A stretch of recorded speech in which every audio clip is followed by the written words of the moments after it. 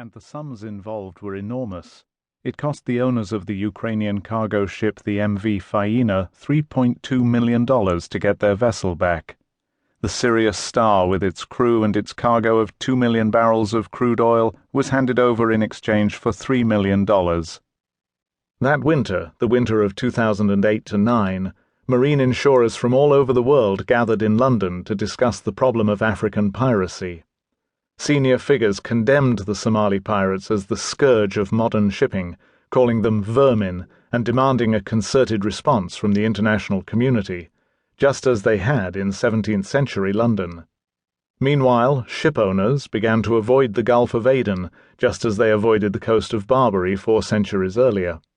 The owners of very large crude carriers, VLCCs, refused to use the Suez Canal. Vessels were sent around the Cape of Good Hope or through the Russian Northeast Passage, navigable without the aid of icebreakers for the first time in history as a consequence of global warming. The Philippines barred its nationals from working on any vessel that was due to travel through the waters off Somalia, and other seafarers were given double pay as danger money. Iranian and Pakistani nationals were reported to be joining the Somalis, raising the spectre of jihad and links with al-Qaeda. In the summer of 2009, a Republican congressman introduced a bill into the U.S. House of Representatives giving immunity to any American merchant sailor who wounded or killed a pirate in response to an attack. While the pirates' own communities hailed them as heroes, the international community sent in their navies. In 2009, the U.S. Navy established a multinational task force to carry out counter-piracy operations in and around the Gulf of Aden.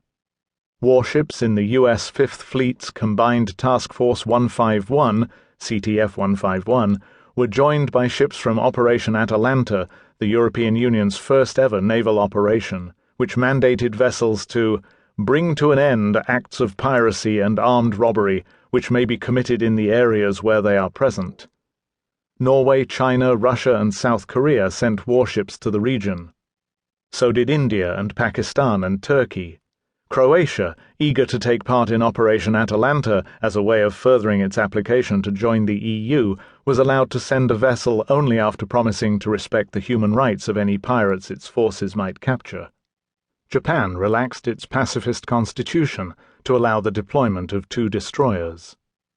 By the summer of 2009, warships, aircraft, and military personnel from 22 nations were patrolling 2 million square miles of ocean in the biggest anti-piracy operation the world has ever seen.